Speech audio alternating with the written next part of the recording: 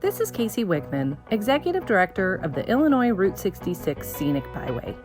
I'm on the road today in Carlinville, Illinois for the installation of the Carlinville Plaza sign.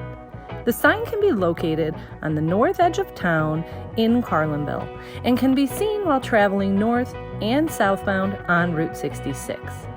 What a welcome addition to Route 66, and we look forward to seeing your selfies.